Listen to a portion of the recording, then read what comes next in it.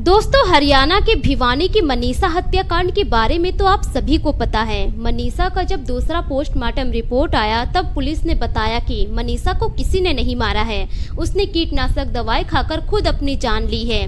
मनीषा के शव के पास से एक नोट भी मिला था। मनीषा ने जिस दुकान से कीटनाशक दवाई खरीदी थी, उस दुकानदार ने जो कहानी बताई है, जिसे जानने के बाद आप भी हैरान हो जाएंगे। आखिर उस दुकानदार ने क्या कहानी बताई, आइए जानते हैं इस वीडियो में। पर वीडियो में आगे बढ़ने से पहले आप सभी से एक ही रिक्वेस्ट है कि वीडियो को लाइक कर दीजिए और चैनल को भी सब्सक्राइब कर दीजिए ताकि मेरा हौसला बढ़ता रहे। दोस्तों, मेरा नाम है तबस्सुम खातून और आप सभी का मेरे चैनल पर स्वागत है। दोस्तों, दरअसल मनीषा सिंघानी के जिस प्ले स्कूल में पढ़ाने के लिए जाती थी, वो स्कूल मेन रोड से एक गली निकली हुई थी। उसी गली से लगभग 100 मीटर की दूरी पर मनीषा का प्ले स्कूल था। उसी प्ले स्कूल में मनीषा पढ़ाने के लिए जाती थी।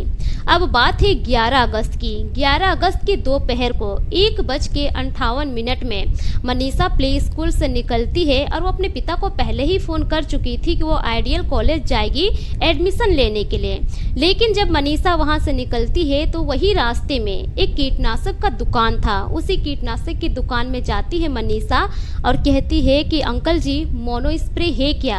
अब जो दुकानदार होते हैं, जिनका नाम होता है देवेंद्र कुमार, वो कहते हैं कि हाँ बेटा है। अब जो होते हैं बोतल दिखाते हैं मोनो स्प्रे का। मनीषा देखती है, 600 रुपये वो प्राइस कहते हैं। मनीषा 600 रुपये पेड करती है। उसके बाद वहाँ से वो चली जाती है। देवेंद्र कुमार बताते हैं कि मनीषा उस दिन पैदल आई थी और अकेले ही आई थी। उस लड़की को वो रोजाना देखते थे, उसी रास्ते से वो गुजरती थी। दरअसल जो मनीषा थी, स्कूल में पढ़ाने के बाद वो आइडियल कॉलेज के पास जाती थी और उस कॉलेज की बस जाती थी मनीषा के गांव ढानी लक्ष्मण। उसी बस में बैठकर वो अपने घर जाया करती थी रोजाना। दोस्तों, देवेंद्र कुमार ये भी बताते हैं कि मनीषा को वो अक्सर उस रास्ते से गुजरते हुए देखते थे। पहले भी कई बार मनीषा उनकी दुकान से कीटनाशक पदार्थ ले गई है खरीद कर।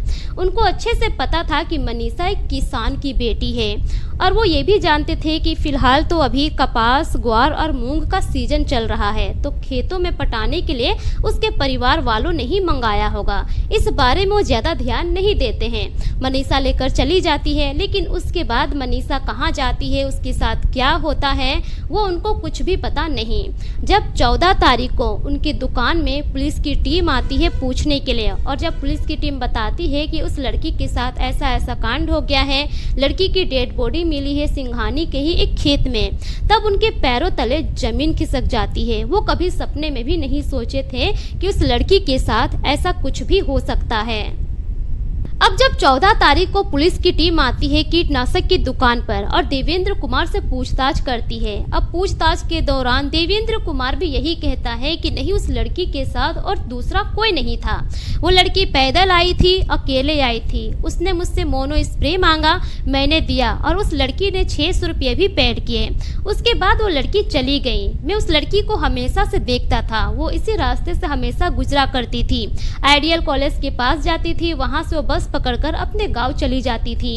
इससे ज्यादा मैं उस लड़की के बारे में कुछ नहीं जानता हूँ। इससे पहले भी उस लड़की ने कई बार मेरे यहाँ से कीटनाशक पदार्थ खरीद कर ले गई है। कहा करती थी कि खेतों में पटाना है और मैं भी यही जानता था कि वो लड़की एक किसान की बेटी है, खेती बाड़ी का काम करते हैं घर वाले, तो खेत में पटाने के लिए ले गई होगी।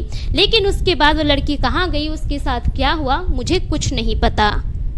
लेकिन जब वही मनीषा 11 अगस्त को लापता होती है तो 2 दिन बाद 13 तारीख की सुबह सिंघानी के एक खेत के पास उसकी डेड बॉडी मिलती है, जिसके बाद से पूरे इलाके में सनसनी फैल जाती है। सभी लोग परेशान हो जाते हैं। जब मनीषा का पोस्टमार्टम रिपोर्ट आता है तो उसमें खास कुछ पता नहीं चलता है। वहीं जब पब्लिक के डिमांड पर दूसरा पोस्टमार्टम कराया जाता है, जब दूसरा पोस्टमार्टम रिपोर्ट आता है, तब जाकर उसमें खुलासा होता है कि मनीषा ने कीटनाशक की दवाई खाई थी जिसकी वजह से उसकी मौत हुई। मनीषा को किसी ने नहीं मारा है और पुलिस ये भी कहते हैं कि मनीषा के शव के पास से उनको एक नोट भी बरामद हुई थी जो कि मनीषा की ही थी। लेकिन जब घर वाले उसके और आस पड़ोस के लोग जितने भी पब्लिक होती है सबको पता चलता है तो सभी हैरान हो जाते हैं। सभी सवाल करने लगते हैं कि आखिर ऐसा कैसे हो सकता है। अगर ऐसा था तो पहला ही पोस्टमार्टम रिपोर्ट में ये क्लियर हो जाता और आप लोगों को नोट मिली थी तो उस नोट को आप लोगों ने पहले क्यों नहीं दिखाया, उस नोट के बारे में क्यों नहीं बताया।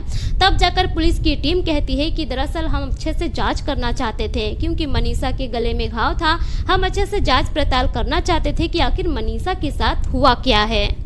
वहीं जब 21 अगस्त 2025 को डीजीपी साहब प्रेस कॉन्फ्रेंस करते हैं उसमें मीडिया वाले सवाल करते हैं कि सर मनीषा के शव के पास से स्प्रे की बोतल बरामद हुई थी क्या। तब डीजीपी साहब कहते हैं कि जांच में यह मालूम चला है कि उसके पास से स्प्रे की बोतल बरामद हुई थी। दोस्तों उसके बाद मनीषा का तीसरा पोस्टमार्टम भी हुआ दिल्ली एम्स में, लेकिन उसके बाद भी इस केस की गुत्थी सुलझ नहीं पाई। इस केस को सीबीआई को सौंप दिया गया है। इस केस में अब सीबीआई आगे की जांच कर रही है। तो दोस्तों ये रही पूरी कहानी आप लोगों के सामने। इस पर आपकी क्या राय है, अपनी राय कमेंट सेक्शन में जरूर दीजिए।